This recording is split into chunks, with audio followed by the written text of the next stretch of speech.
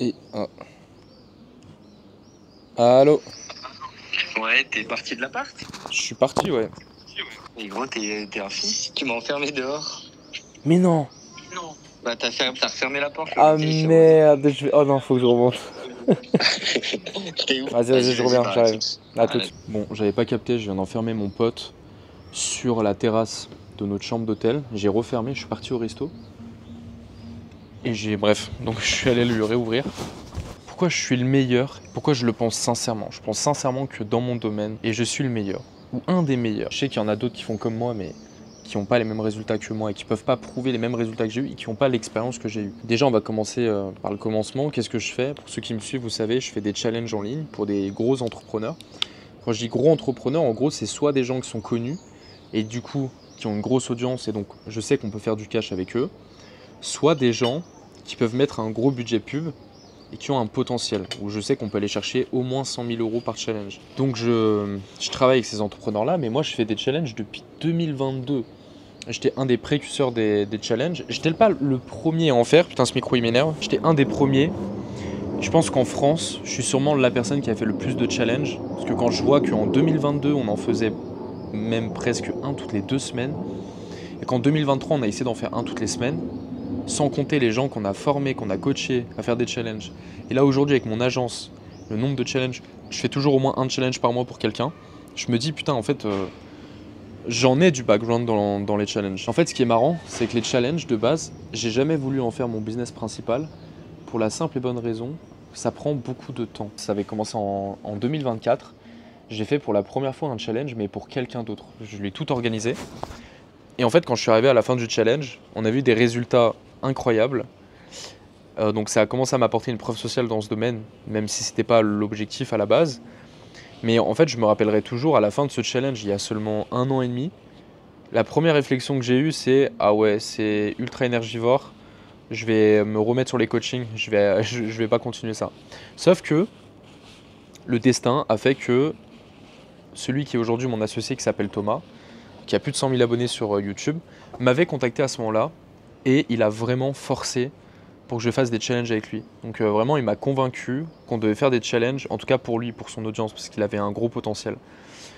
Donc, vu qu'il a forcé et il m'a très bien closé, entre guillemets, je me suis dit, bon allez, bon bah dernier, je le fais pour lui, après j'arrête. Sauf que j'ai organisé son challenge et on a eu des résultats de dingue, parce que sur son premier challenge, il avait fait sa première journée à 10 000 euros encaissés sur son Stripe, sans parler des autres lives, mais parce qu'on a fait 17 000 encaissés juste en invitant sa base mail. Et c'était la première fois qu'il faisait une journée à plus de 10 000 encaissés. Et on a vu 35% de conversion sur de la vente directe. Donc en gros, sur 100 personnes en live, il y en a plus de 35 qui ont acheté. Alors que de base, il a une audience qui achète vraiment des tout petits produits. Et là, ça avait bien marché. Donc on a ces résultats-là, je me dis what the fuck. Donc forcément, lui, il a grave envie de continuer. Et moi, je me dis quoi? Je me dis bon, maintenant que j'y suis, vas-y, je vais continuer à faire ces challenges. Donc on a continué ensemble et on avait toujours des très bons résultats avec lui. Ensuite, il s'avère que, je vais pas citer de nom, mais il y a parce qu'au final c'était un peu mal passé à la fin, mais il y a une personne qui était dans l'e-commerce, qui est assez connue à Dubaï, je m'arrêterai là. Le mec qui veut pas donner de détails, mais un peu quand même. Non mais il y a un mec dans l'e-commerce qui m'a contacté, parce qu'il a vu une de mes vidéos YouTube à l'époque que j'avais fait en mode vlog quand j'étais en Thaïlande, et il y a une partie où je parle d'un challenge, du premier challenge que j'avais fait. Boum, il me contacte, mec, on kifferait trop travailler avec toi. Je me dis, mais what the fuck, genre. En fait, à ce moment-là, je faisais jamais de story, j'avais pas d'offre par rapport à ça. Pourtant, tout le monde me contactait, et en plus, c'était des gros entrepreneurs. Et donc, je lui dis, vas-y, bah go et tout. Donc, on négocie un truc et tout, on négocie un deal, je fais son challenge. Et à la fin de son challenge, je sais pas trop quoi faire. On est genre juin, juillet 2024. Je me dis, est-ce que je continue, est-ce que je continue pas? Mais à ce moment-là, je vais pas vous mentir que je vois une opportunité de dingue. Je me dis, putain, il y a tout le monde qui est en train de se lancer dans les challenges. Et vu que j'ai été un peu le précurseur, il y a, genre, j'ai un gros marché. Mais à ce moment-là, je suis vraiment dans une mentalité où je me dis, j'ai pas envie de faire un truc qui m'inspire pas. Et en fait, les challenges, je kiffais ça. Mais vu que je faisais ça tout seul, ça me prenait une énergie de dingue. Je me voyais pas faire que ça. Donc, de mi-2024 à fin 2024, j'en parle pas sur les réseaux, mais je continue à faire les challenges de Thomas, mon associé aujourd'hui, parce que ça me prend pas trop de temps, vu qu'on avait déjà fait des challenges ensemble, ça me prend beaucoup moins de temps à ce moment-là. Donc je continue et tout. Sauf qu'en fait, même fin 2024, j'ai mon associé qui fait un séminaire, il rencontre des gens, ça nous apporte des nouveaux contrats et tout. Ça nous apporte des gens. En fait, moi, à partir de là, j'ai des gens qui commencent à me contacter sur les réseaux pour soit que je fasse leur challenge, soit que je les coach à le faire. Donc on a eu 2-3 personnes en coaching, mais pareil, genre les gens qu'on a coachés à faire des challenges, boum, ils explosent. Genre, je pense à Adrien et Alex, c'est des personnes qui sont dans le closing, ils ont démarré de zéro, ils n'ont pas de réseaux sociaux, ils font pas de publicité, ils font leur premier challenge, boum, 14 000 € encaissés. Je me dis, en fait, je fais tout pour éviter ce business, mais en même temps, il y a une opportunité de malade. Donc fin 2024 et début 2025 en vérité, je me dis, tu sais quoi, je vais suivre le marché, je vais faire que ça. Donc je me focus là-dessus. Début 2025, je commence un peu à parler sur les réseaux de challenge. Et ça m'apporte encore des opportunités. Et là, ce qui se passe arriva, c'est que en mars 2025, je suis à Dubaï, je reçois un message d'une agence qui travaille avec Antoine Blanco et qui me contacte pour me demander de travailler avec eux. Je fais 2-3 semaines de consulting avec eux. En gros, c'est que au moment où Antoine commençait à réfléchir sur quel angle il allait se positionner, quel challenge il allait faire, sur combien de jours et tout, mais en fait moi je suis là pour les aiguiller, genre les promesses qu'on va utiliser, comment augmenter les pourcentages sur la page d'opt-in, et tout un tas de choses. Je vais pas le détailler dans cette vidéo, ce serait trop long, mais bref, je fais du consulting sur un peu tous les points du challenge pour l'optimiser. Et au bout de 2-3 semaines, j'ai l'agence qui me recontacte. Et pourtant c'est une grosse agence, hein. C'est genre ils gèrent des gros clients. Et il me contacte, et le mec qui gère l'agence et tout, il me contacte, il me dit ouais Thibaut, franchement, on kiffe de fou travailler avec toi, t'apportes des super conseils et tout, on serait chaud que tu prennes un plus gros pourcentage et que tu nous aides vraiment sur ce challenge, genre que tu sois vraiment dans l'opérationnel avec nous. Et donc moi je reçois ce message, bah forcément je suis trop content, tu vois, genre c'est une reconnaissance et tout, le mec il kiffe mon travail. Et en plus c'est pour Antoine, genre gros challenge, parce que c'est un challenge, on a mis plus de 130 000 € en ads. Donc j'accepte la proposition. Donc j'ai été chef de projet pour le challenge d'Antoine Blanco. Je peux pas partager ses résultats, mais je pense que vous le savez, il a quand même eu des gros résultats, même si on aurait pu faire plus. J'étais assez dégoûté que Antoine Blanco ne communique pas les chiffres. Il a fait un building public il y a quelques jours, il n'a pas partagé ses chiffres autour des challenges. Parce que même si on aurait pu faire plus, on a quand même eu des beaux résultats. Je trouve que ça aurait été un beau résultat à communiquer, tu vois, surtout pour faire taire toutes les personnes qui avaient de la haine contre lui. Mais il l'a pas partagé, donc je peux pas vraiment le partager. Je vais pas partager les résultats d'Antoine alors que lui-même les partage pas. Mais pour ceux qui sont intéressés, allez voir sa dernière vidéo, il a fait un bulletin public, il raconte un peu tout. Il y a plein de trucs qui n'étaient pas de notre ressort mais qui sont mal passés dans le challenge. Mais au final on a eu des bons résultats, mais on a eu comme un intervenant, on en a eu plusieurs. On avait Oussama Hamar, ça va, on n'a pas eu de problème. Mais par contre on avait Rabin des Bois, et le mot rabbin, en fait il a été banni de, je crois qu'on utilisait Twilio à ce moment-là, ou bref un opérateur pour envoyer des SMS automatiques, et le mot rabbin a été banni et du coup ça nous a supprimé, donc on n'a pas pu envoyer des SMS. Donc le premier jour on était 4000 en live alors qu'on aurait dû peut-être être, je pense, au moins 6000. Donc bon, c'est quand même bien en fait, tu vois, genre 4000 personnes en live, on va pas cracher dessus. Donc les résultats du challenge étaient bien, mais il y a des choses qui ne sont pas passées comme prévu et tout. Mais on a réussi à faire avec, tu vois. Mais pour ceux qui veulent plus de détails, allez voir la vidéo d'Antoine. Donc on a fait ce challenge là, et pareil, genre c'est le challenge qui m'a pris le plus d'énergie depuis que je fais ça. Et juste après ça, je rencontre quelqu'un proche d'Alec Henry à Dubaï qui me met en relation avec son client dans l'e-commerce. Boum, je signe un contrat avec Lucas Biver dans l'e-commerce, qui est très connu parce il est présent en ligne depuis 2016-2017. Boum, je collabore avec lui et là on a fini son challenge il y a quelques jours. On s'est donné à fond, on a fait un ROS de 4 et là il y a encore des calls, donc je pense qu'on peut aller chercher un ROS de 5. Donc très bon résultat, genre sur 10 000 € d'ads on a fait 40 000 € encaissés. Bah. Et peut-être même plus. Non, je pense qu'on est autour des 40 000 encaissés et plus en contracté. Donc en fait ce qui est marrant, c'est que depuis que j'ai mes clients en agence, que ce soit Valérian Ronzo, très connu dans le milieu des neurosciences, que ce soit Thomas Gio, mon associé qui a plus de 100 000 abonnés sur YouTube, que ce soit Antoine Blanco, Lucas Biver, etc. et des clients que j'ai eu en coaching, on a toujours eu des résultats de malade. en challenge. Et donc c'est pour ça que je pense sincèrement que je suis le meilleur. Encore ce matin, on m'a envoyé quelqu'un par recommandation. Ça c'est fou parce que faut savoir que j'utilise plus les réseaux et je partage plus. Enfin, les réseaux me servent pas en tout cas à avoir des clients. Et pourtant j'ai plein de gens qui me viennent en recommandation. Ce matin j'ai coaché quelqu'un qui a quand même une bonne notoriété dans le milieu du business coaching. Je vais pas donner son nom, mais assez connue. Et vu qu'elle est assez connue, tu vois, avant l'appel, un peu comme un syndrome d'imposteur, en mode est-ce que je vais pouvoir lui apporter des bons conseils?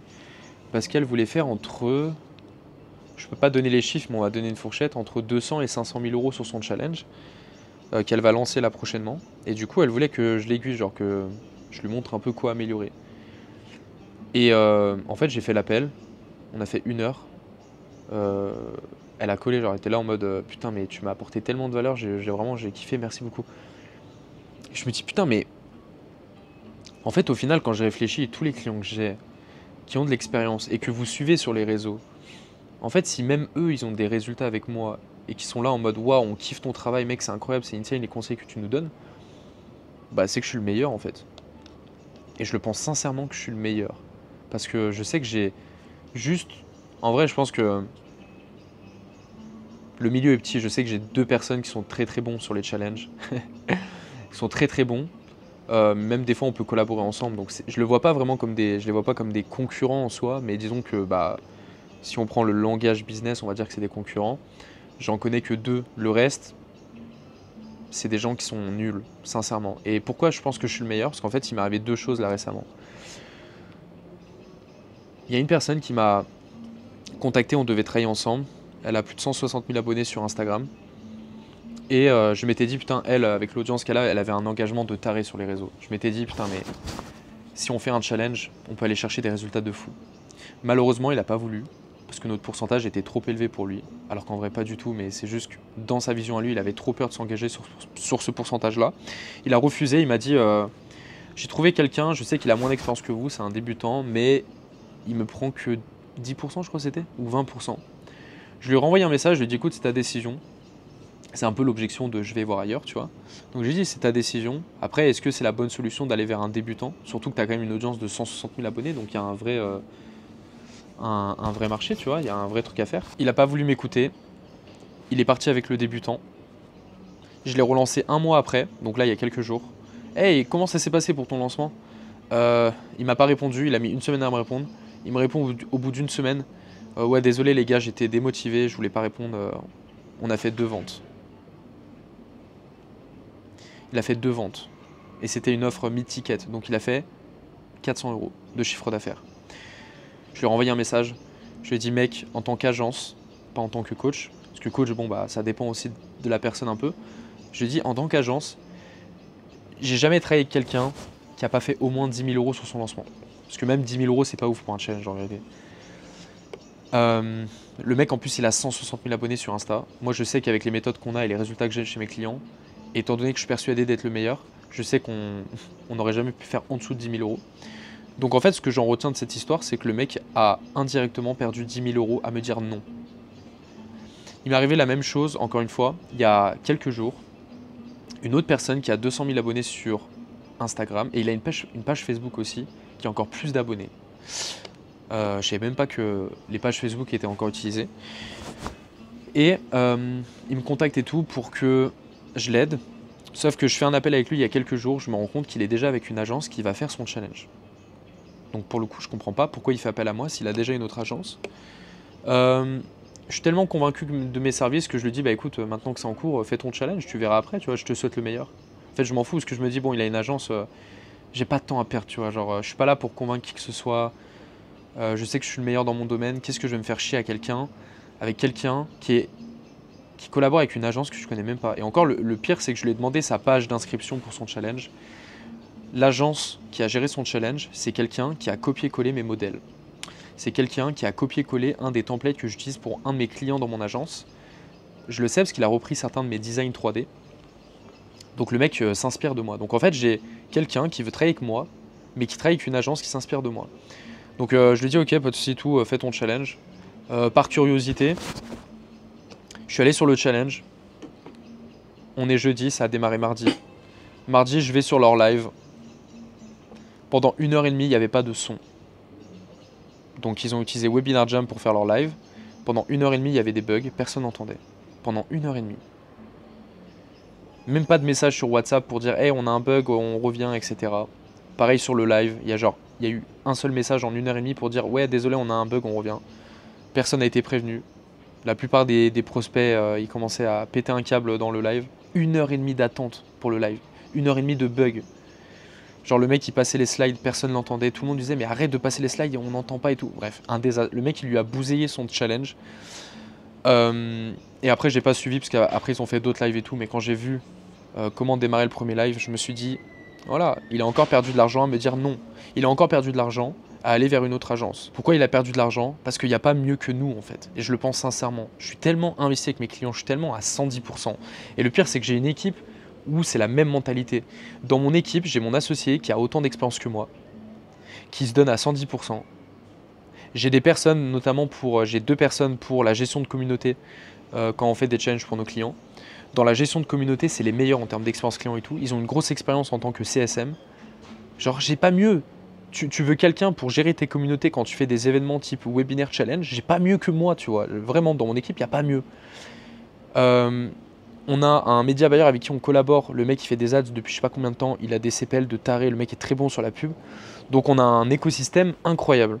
Ce qui fait que quand on a un client, c'est pour ça que quand on a un client et qu'on se donne à fond, on a toujours des résultats de fou. Et de toute façon, vous allez le voir, parce que quand je vois là l'ampleur qu'on commence à avoir, quand je vois le nombre de personnes qu'on commence à avoir par recommandation, et surtout le nombre d'entrepreneurs sérieux, tu vois, pas des gens qui font 2-3 000 euros par mois, quand je vois comment ça arrive, vous n'êtes pas prêts, parce que je sais que là, on est en juillet, non, on est en juin, je crois.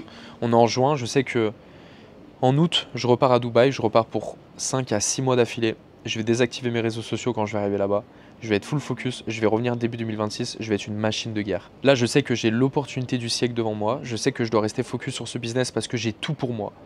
J'ai l'expérience, j'ai la preuve sociale, j'ai une équipe de fous furieux. On a tout pour exploser le marché, littéralement. Donc maintenant, c'est juste une question de temps. C'est juste une question de temps parce que malheureusement, au stade où j'en suis, j'ai une expertise de dingue, mais j'ai pas un budget illimité. Tu vois, par exemple, il y a Yann Darwin qui vient de faire son challenge. Je sais pas combien il a mis en ads, mais je crois qu'il a mis plus d'1 million en publicité. Donc forcément, je sais pas combien là ils ont fait. J'ai des closers à moi que j'ai quand je fais des challenges. J'ai des closers à moi qui ont closé sur le challenge de Yann Darwin. Ils m'ont dit qu'il y avait plus de 150 closers. Donc je sais que s'il y a 150 closers, c'est qu'ils vont peut-être faire 10 millions sur le challenge, tu vois. Donc en fait, malheureusement, pour l'instant, je peux pas rivaliser avec des gens qui mettent 1 million en pub parce que j'ai pas ce montant-là, en fait, tu vois, tout simplement. C'est juste ça. Donc c'est pour ça que je dis que c'est qu'une question de temps pour vraiment exposer le marché. Mais par contre, je sais que j'ai une meilleure expertise que la plupart des gens, vraiment. Je connais que 2 personnes qui ont une bonne expertise. Le reste, c'est des gens qui soit s'inspirent de moi et qui font de la merde en plus, soit se lancent dans les challenges parce qu'ils voient une opportunité, mais qui en vérité ont 1 an d'ancienneté, tu vois, alors que moi je fais des challenges depuis 2022 et je suis sur le marketing depuis 2017. Donc bref, on verra ce que le temps va faire de moi et de nous. On verra ce que le destin nous réserve.